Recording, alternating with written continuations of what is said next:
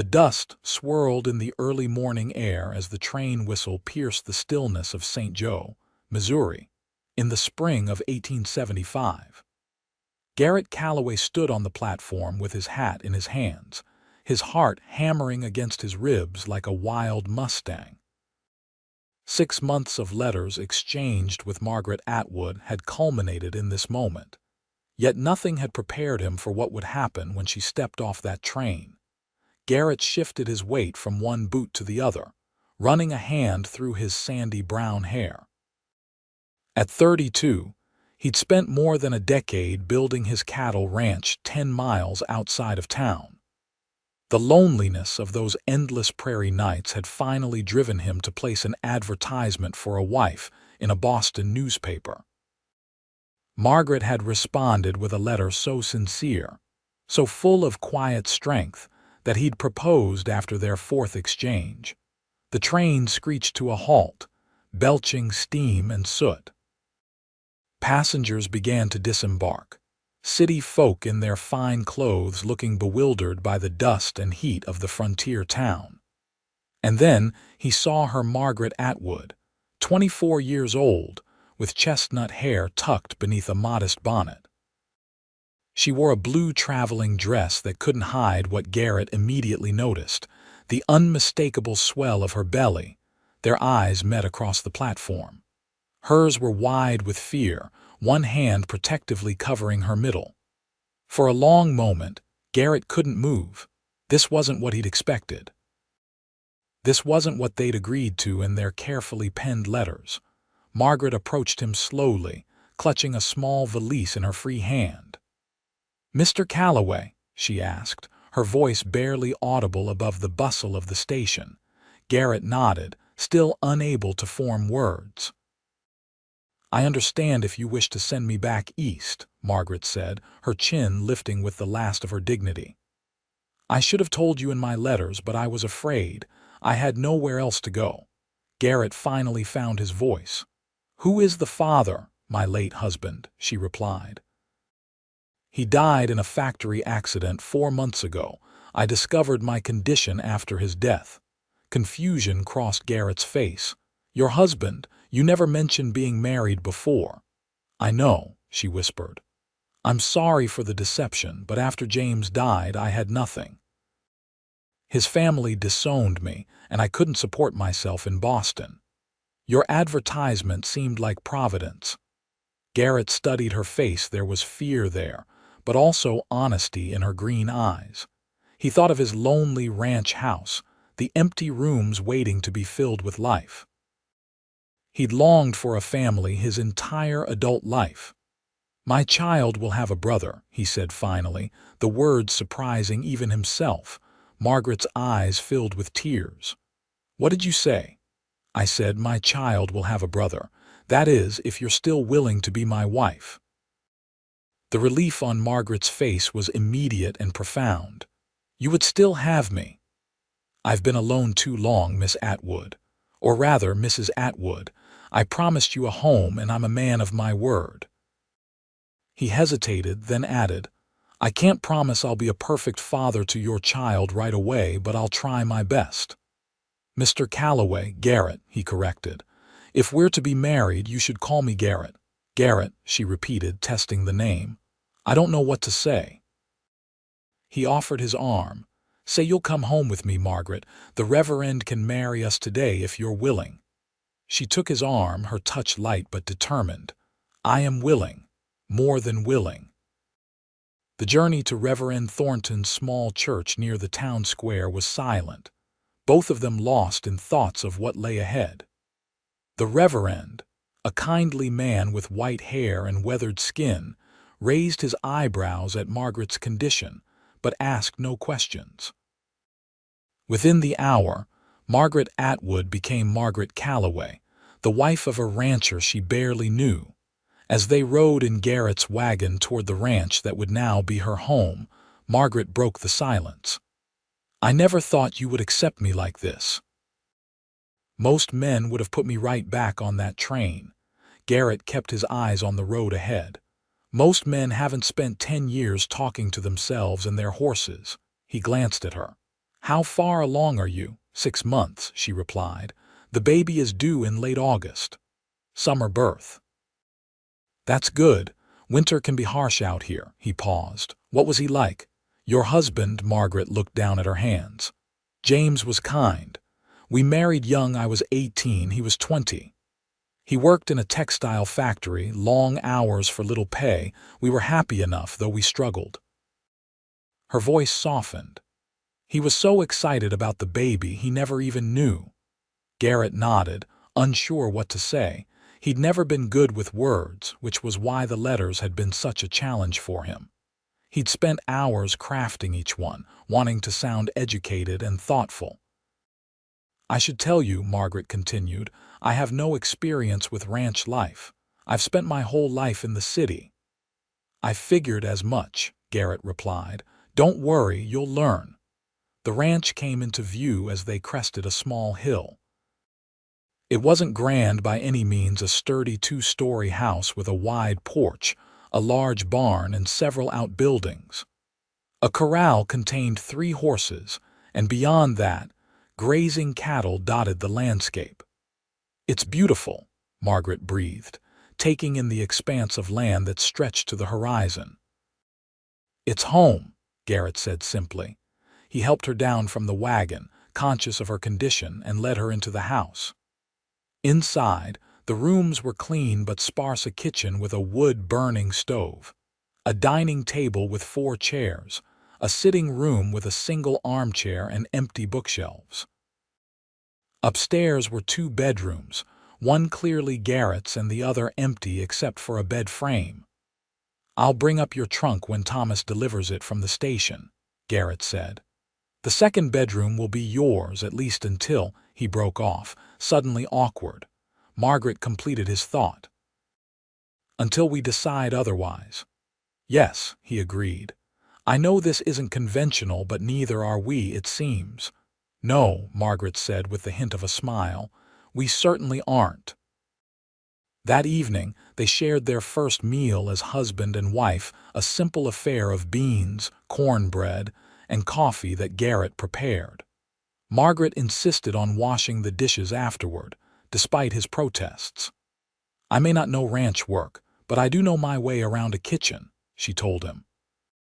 "I want to contribute." Later, as darkness fell over the prairie, they sat on the porch, listening to the chorus of crickets and distant coyotes. The vast night sky above them was ablaze with stars, more than Margaret had ever seen in Boston. "I've been thinking," Garrett said, breaking the comfortable silence. "The baby will need things. A cradle, clothes, blankets. We should make a list." Margaret glanced at him, surprised. "You've given this thought already?" "I've had a few hours," he said with a slight smile. "And I meant what I said at the station. I want to be a father to your child." "Our child," Margaret corrected gently. "If that's truly what you want." Garrett nodded, his expression solemn in the moonlight. "It is." The following days brought a routine of sorts. Garrett rose before dawn to tend to the cattle and horses, while Margaret took over the cooking and began putting her touch on the house. She used the meager savings she'd brought with her to purchase fabric for curtains and a tablecloth, small touches that began to transform the bachelor's quarters into a family home. A week after her arrival, Garrett returned from town with a wooden cradle he'd commissioned from the local carpenter. "It won't be ready for another month," he explained, "but I wanted to make sure it would be here before the baby." Margaret, who had been rolling out dough for a pie, wiped her hands on her apron. "That's very thoughtful, Garrett." "And this is for you," he added, handing her a small package wrapped in brown paper. Inside was a book of poetry by Elizabeth Barrett Browning. Margaret ran her fingers over the embossed cover, touched beyond words. "You mentioned in your letters that you enjoyed poetry," Garrett said, suddenly self-conscious. "I thought you might like something to read in the evenings." "It's perfect," she said, her voice thick with emotion. "Thank you." As the weeks passed, they settled into a companionable routine. Margaret learned the basics of ranch life: how to collect eggs from the chicken coop, how to milk the single cow Garrett kept, and how to tend the small vegetable garden behind the house. Garrett, for his part, found himself enjoying the simple pleasure of coming home to a hot meal and someone to share conversation with. They still slept in separate bedrooms, neither of them quite ready to address the physical aspect of their marriage. But each night they sat together on the porch or by the fire, talking about their days, their pasts, and sometimes, tentatively, their future. Margaret learned that Garrett had come west at 18, working as a ranch hand until he'd saved enough to buy his own small parcel of land. Year by year, he'd expanded, driving his cattle to Kansas City himself until he could afford to hire help. Now he employed 2 cowhands who lived in a bunkhouse near the barn. Garrett discovered that Margaret was the daughter of a schoolteacher and had received more education than most women of her time. She could read Latin and had once dreamed of becoming a teacher herself before her marriage to James. "Would you still like to be a teacher?" Garrett asked one evening. Margaret considered the question. "Perhaps someday, when the children are older, children, plural." The word hung in the air between them, full of possibility. As Margaret's pregnancy progressed, her body grew heavier and the summer heat became oppressive. Garrett insisted she rest during the hottest part of the day, and he hired a local girl, Emma, to come help with the laundry and heavier chores. In late July, nearly 2 months after Margaret's arrival, they faced their first crisis. A summer storm swept across the prairie, bringing with it hail that damaged part of the roof. Water began leaking into the upstairs hallway, and Garrett spent a frantic night placing buckets to catch the worst of it. The next morning, he climbed onto the roof to assess the damage while Margaret watched anxiously from below, one hand shading her eyes from the sun, the other supporting her back. "Be careful," she called as he edged toward the damaged section. "I've done this before," he assured her, but his foot slipped on a wet shingle and he slid several feet before catching himself at the edge. Margaret gasped, her hand flying to her throat. "Garrett!" He regained his balance and continued working, but not before seeing the genuine fear in her eyes. Something shifted in that moment, a recognition that she cared for his safety, for him. That evening, after the roof was patched and they had eaten dinner, Margaret joined Garrett on the porch as usual.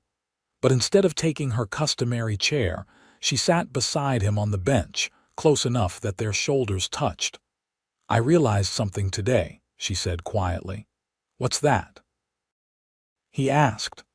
"I realized that I've come to depend on you, not just for shelter and provision, but—" She hesitated. "I've come to care for you, Garrett." He turned to look at her, his expression serious. "I care for you too, Margaret, more than I expected to." "We married as strangers," she said, "but I don't feel like we're strangers anymore." "No," he agreed. "We're not." Slowly, giving her time to pull away if she wished, he leaned forward and kissed her. It was gentle and brief, but it sealed something between them, a promise, perhaps, of feelings that were growing deeper each day. After that night, their relationship changed. They still slept in separate rooms, mindful of Margaret's advanced pregnancy, but they shared more affectionate touches: a hand on a shoulder, fingers brushing while passing a dish, a kiss good morning or good night. Garrett began calling her Maggie sometimes, the nickname slipping out naturally. In early August, they received an unexpected visitor.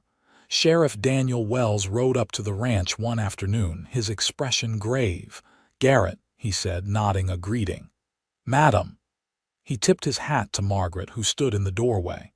"What brings you out here, Sheriff?" Garrett asked, wiping his hands on a rag. He'd been working on a broken wagon wheel. "Got some news that might concern you," the sheriff said, dismounting. "Man named Charles Atwood arrived on yesterday's train. He's asking around about a woman matching your wife's description. Says he's her brother-in-law. Margaret's face drained of color. Charles is here. In St. Joe, the sheriff nodded. He's staying at the hotel, claims he's looking for his brother's widow, says she ran off with family property. That's a lie, Margaret said, her voice shaking. James left nothing of value, and what little there was belonged to me as his wife. Garrett moved to stand beside her, his hand finding the small of her back. What does he want, really? Margaret's eyes filled with tears. Control. The Atwoods are a proud Boston family. They were ashamed when James married beneath his station me, a teacher's daughter. When he died, they offered me a place in their household as a servant, essentially. They said the baby would be raised as an Atwood, but I would have no rights as its mother. That's not going to happen, Garrett said firmly.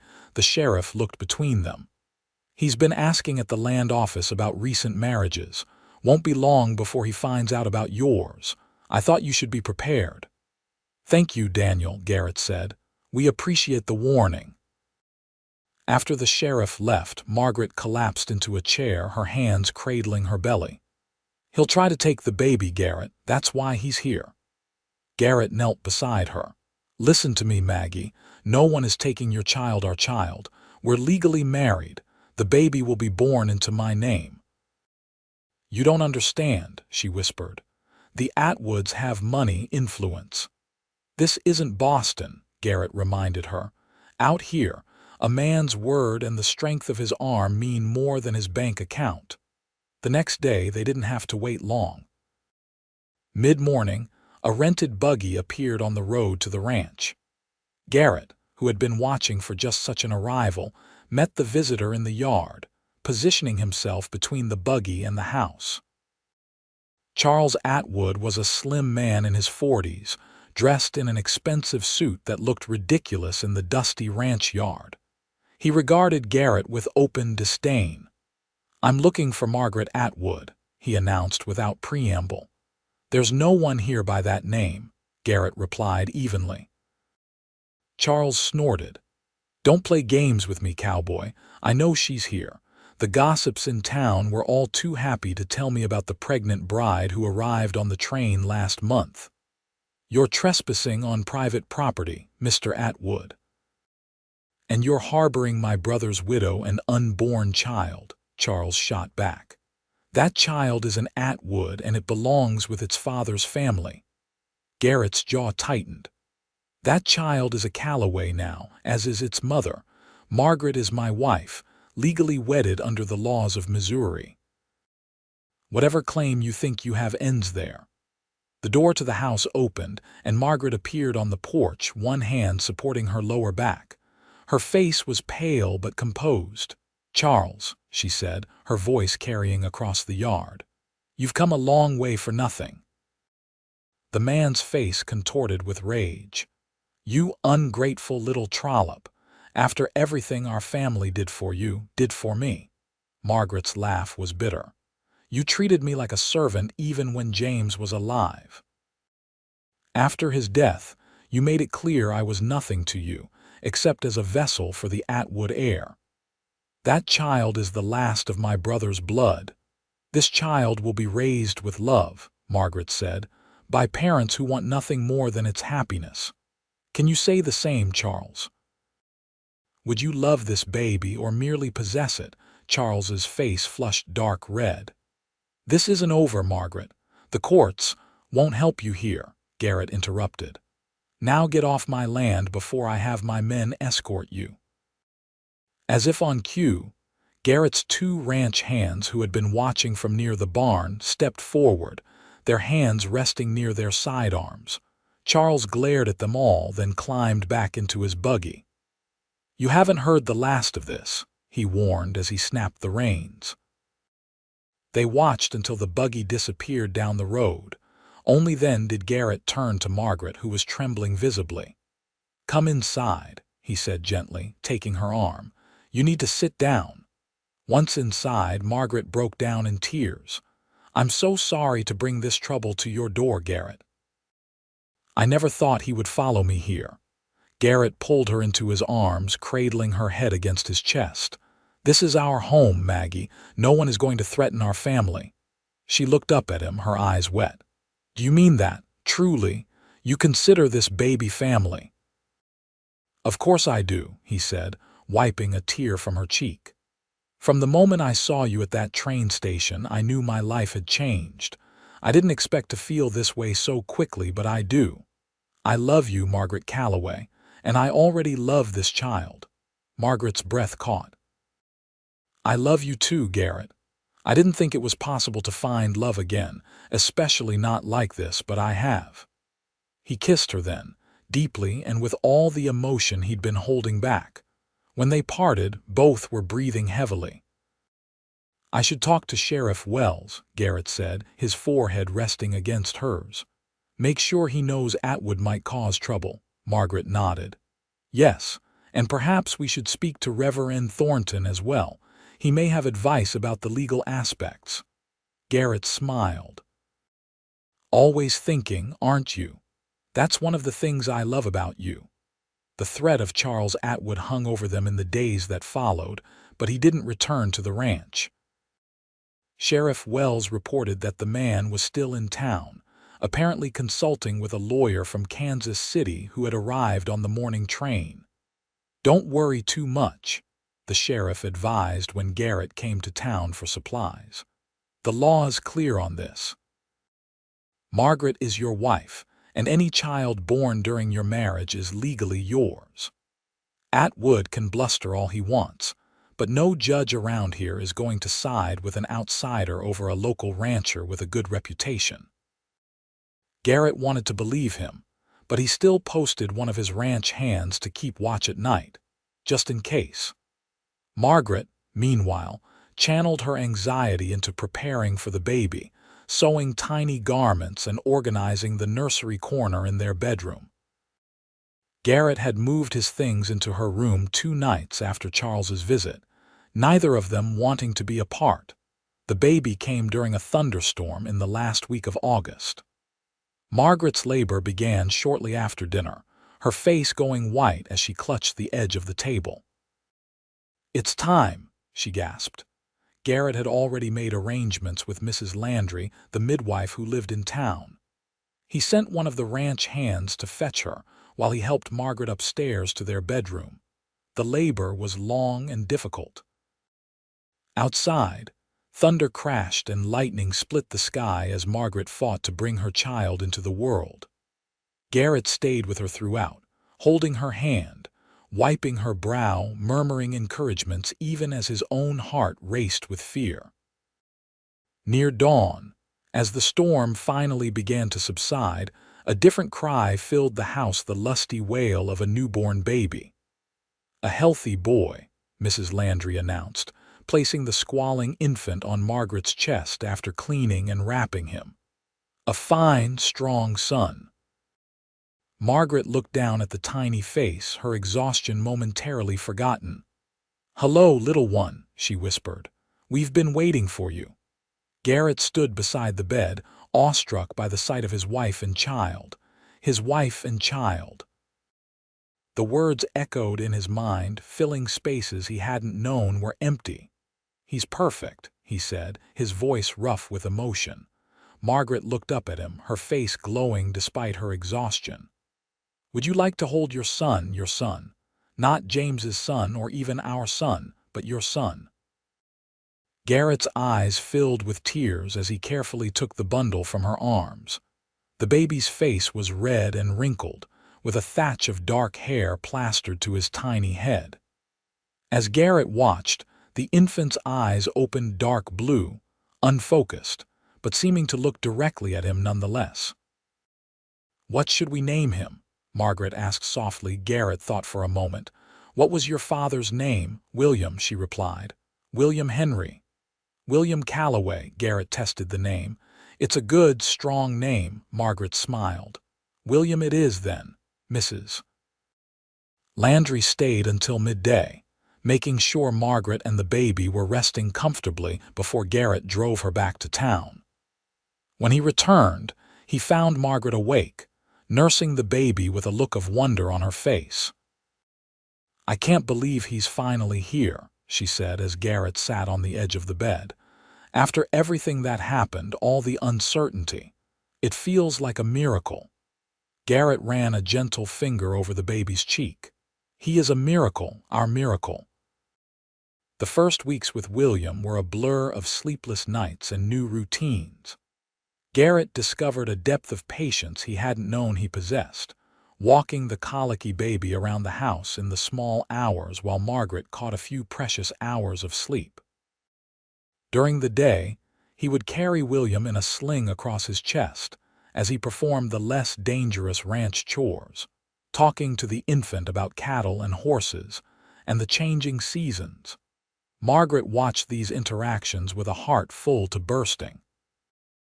This man, who had every right to resent the child of another man, instead embraced fatherhood with his whole heart. It made her love for him deepen each day. By the time William was a month old, they had settled into a comfortable routine. The threat from Charles Atwood seemed to have dissipated, according to Sheriff Wells. The man had returned to Boston after the lawyer explained the futility of his case. "I think he finally accepted that he had no legal claim," Margaret said as they sat on the porch one evening, William sleeping in a basket at their feet. The air was turning cooler as September faded into October. And perhaps he realized the baby would be loved here. Garrett took her hand, running his thumb across her knuckles. "I've been thinking," he said. "Next spring I'd like to start building an addition to the house. A proper nursery for William and maybe room for more children someday." Margaret's heart skipped. "More children? You would want that?" "With you, yes," he said simply.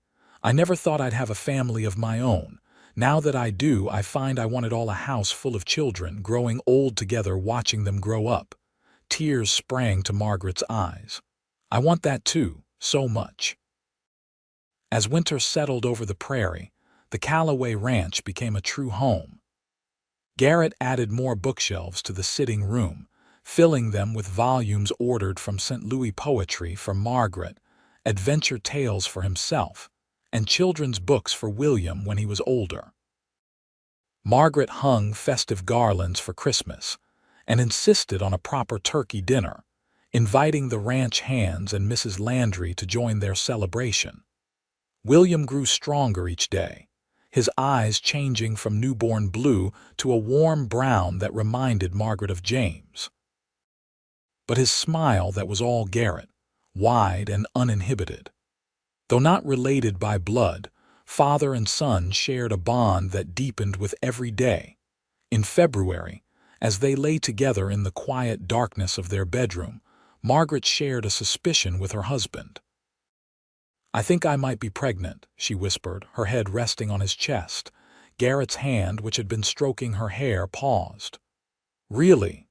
Are you certain?" "Not entirely," she admitted. "But it's been 2 months since my monthly time, and I've been feeling queasy in the mornings." Garrett's arms tightened around her. "Another baby," he breathed, and she could hear the smile in his voice. "William will have a brother or sister. You're happy then?" He shifted to look at her in the moonlight filtering through the curtains. "How could I not be? You've given me everything I never knew I wanted, Maggie. A family, love, purpose beyond just surviving from season to season." She kissed him, pouring all her love into the gesture. "And you've given me a home when I had nowhere else to go. You took us in, William and me, when most men would have turned away. I'll love you for that until my dying day." Garrett Callaway. Spring arrived with confirmation of Margaret's pregnancy and new life everywhere on the ranch. Calves were born, the vegetable garden sprouted, and Garrett began work on the house addition with the help of his ranch hands and a carpenter from town. William, now 8 months old, was crawling everywhere, his chubby face alight with curiosity about the world. One warm May afternoon, as Margaret sat in the shade of the porch watching William practice pulling himself up on a chair, a familiar buggy appeared on the road to the ranch. Her heart stuttered with fear. Was Charles back to make trouble? But as the vehicle drew closer, she saw it was driven by a woman. The buggy stopped in the yard, and a young woman in a somber gray dress stepped down. She looked around uncertainly until her gaze fell on Margaret and William. "Mrs. Calloway," she called, approaching the porch. "Margaret Calloway." "Yes," Margaret replied, gathering William into her arms. "Can I help you?" The woman climbed the porch steps, removing her bonnet to reveal fair hair and a face that struck Margaret with a sense of déjà vu. "My name is Grace Atwood. I was James's sister." Margaret stared at her, stunned. James had mentioned a younger sister, but said she had been sent to relatives in Philadelphia years ago after disagreeing with the family's business practices. "Grace, James told me about you, but I never had the chance to meet you." The young woman's eyes filled with tears as she looked at William. Is this James's son?" Margaret nodded, adjusting the baby on her hip. "This is William. Would you like to hold him?" Grace's hands trembled as she took the baby, who regarded her curiously. "He has James's eyes," she said softly. "The same shape." "Yes, he does," Margaret agreed. "Grace, not that I'm not pleased to meet you, but why are you here? How did you find us?" The young woman handed William back, wiping her eyes. "After James died, I wrote to his last known address. The letter was returned. Then I heard from a friend that Charles was making inquiries about a widow and child. I confronted him when he returned from Missouri, and he told me what he'd done trying to take the baby from you." She squared her shoulders. "I came to apologize for my family's behavior and to see my nephew if you would allow it. James and I were close as children before our parents separated us. I loved my brother very much." Margaret's heart went out to the young woman. "Of course you can see William. You're his family too. Please come inside. My husband will be back from the field soon and I'll make some tea." Grace hesitated. "Your husband? Does he know about James? About William's true parentage?" "Garrett has known from the beginning," Margaret assured her. "He's been William's father in every way that matters since the day he was born." Inside, over tea and freshly baked biscuits, Grace shared more of her story. She had broken with the Atwood family 2 years earlier, taking a position as a companion to an elderly widow in Chicago. When she heard about Charles's attempt to take William, she had used her savings to make the journey to St. Joe. "I wanted you to know that not all of James's family is like Charles," she explained. "And I wanted to see James's child, to know that part of my brother lives on." By the time Garrett returned home, Margaret and Grace were talking like old friends. William had fallen asleep in Grace's arms, his tiny hand curled around her finger. Garrett was understandably wary at first, but Grace's sincerity and obvious affection for William soon won him over. By dinner, they were discussing the possibility of Grace staying in St. Joe. "There's a position at the school opening in the fall," Margaret mentioned. "They need a teacher for the younger children. You said you've been teaching your employer's grandchildren, didn't you?" Grace's eyes lit up. "Do you really think they would consider me?" "Reverend Thornton is on the school board," Garrett said. "I can speak to him tomorrow if you'd like." "That would be wonderful," Grace said. "I've been saving to make a fresh start somewhere new, away from the Atwood influence. I never imagined it might be here." "You're welcome to stay with us while you decide," Margaret offered. "We have a spare room and it would give you more time with William." Grace's eyes filled with tears again. "You would do that, after what Charles tried to do?" "You're not your brother," Garrett said firmly. "And William deserves to know his father's family, the good parts of it, anyway." Grace ended up staying through the summer, moving into town when she secured the teaching position for the fall term. She became a regular visitor to the ranch, doting on William and helping Margaret prepare for the new baby. Margaret's second pregnancy was easier than her first, perhaps because she was happier and more secure. Garrett doted on her, making sure she rested and ate well, reading to her in the evenings when she was too tired to hold a book herself. In late November, just before the first heavy snow of the season, their daughter was born, a robust girl with a shock of blonde hair like her father's. They named her Catherine Grace, honoring both Garrett's mother and William's aunt. Grace was there for the birth, helping Mrs. Landry and taking care of William while Garrett paced the floor downstairs. When she brought the boy in to meet his new sister, his eyes widened with amazement. "Baby?" he asked, pointing a chubby finger. "That's right, son," Garrett said, lifting him onto the bed beside Margaret. "This is your sister, Catherine. Can you say Catherine?" William tried, producing something that sounded more like cat than Catherine. Everyone laughed, and the nickname stuck. As winter deepened, the Calloway home was warm with love and laughter. The house addition was complete, providing a nursery for both children and a small study, where Margaret had begun writing children's stories in her spare moments, tales of brave pioneers and kind cowboys that she hoped to publish someday.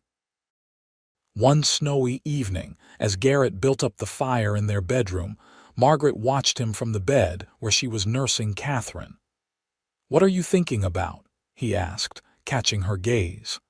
"How different my life is from what I imagined a year ago," she replied. "When James died, I thought my life was over. I was alone, penniless, pregnant, desperate enough to answer an advertisement for a mail-order bride." She smiled down at their daughter. "I never dreamed I would find love again, let alone a man who would embrace another man's child as his own." Garrett came to sit beside her on the bed, stroking Catherine's downy head. "And I never thought a woman stepping off a train with another man's child would be the answer to prayers. I didn't even know I was saying." He leaned forward to kiss her, gentle but full of promise. "I thank God every day that you had the courage to get on that train, Maggie. And I thank God you had the heart to say those words at the station," she whispered. "My child will have a brother. You changed both our lives with that sentence." "Our lives were meant to change," Garrett said simply. "We were meant to find each other." Outside, snow continued to fall, blanketing the prairie in pristine white. Inside, the Calloway family, built not from blood ties but from choice and love and second chances, slept peacefully, safe in the knowledge that they had found their way home. By the spring of 1877, the Calloway ranch was thriving. Garrett had expanded his herd and hired 2 more hands to help with the increased workload. The house, with its new addition, stood as a testament to the growing family it sheltered. William, approaching his 2nd birthday, was a sturdy boy with his mother's serious expression and an adventurous spirit that kept Margaret constantly vigilant. Catherine, at 6 months, was already showing signs of her father's calm determination, watching the world with thoughtful eyes and rarely fussing. Grace had settled well in St. Joe, becoming a beloved teacher and a fixture at Sunday dinners at the ranch. She brought news from town and books for the children, reading to William for hours while Margaret rested or worked on her stories. On a bright April morning, as the family prepared to attend church in town, a letter arrived with the weekly supplies, a letter postmarked from Boston, addressed to Margaret in unfamiliar handwriting. "Who is it from?" Garrett asked, noticing her frown as she examined the envelope. "I'm not sure," she replied, breaking the seal.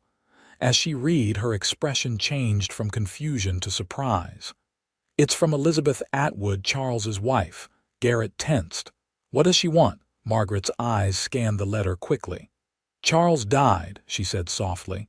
"Pneumonia last month." She continued reading, her eyebrows rising.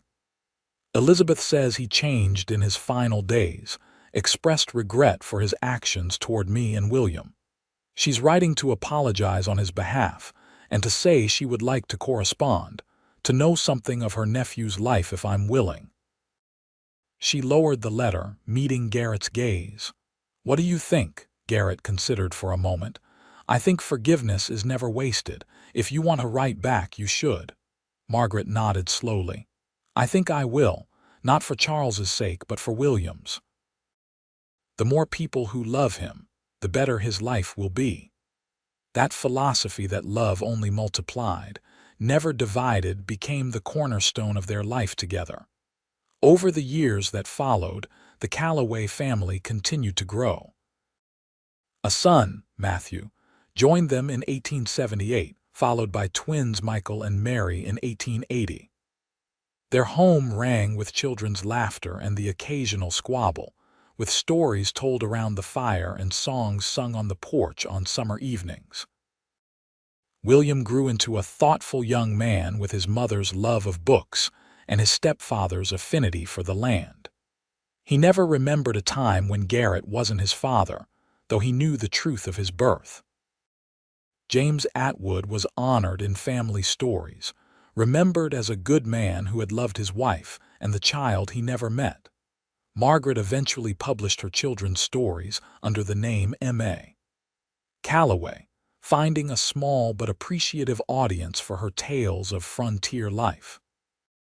Garrett couldn't have been prouder, boasting to anyone who would listen about his wife's talent.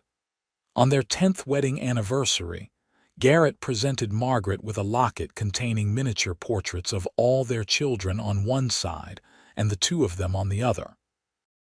Inside the lid, he had inscribed, "My child will have a brother," the words that began our family. Margaret wept when she read it, remembering that dusty platform in St. Joe and the man who had looked beyond her circumstances to see the woman she was and could be.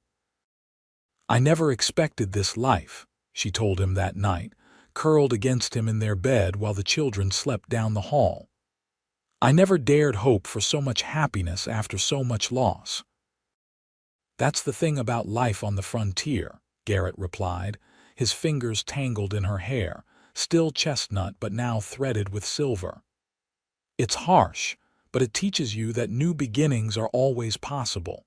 The prairie burns, but it grows back stronger. Winter comes, but spring always follows."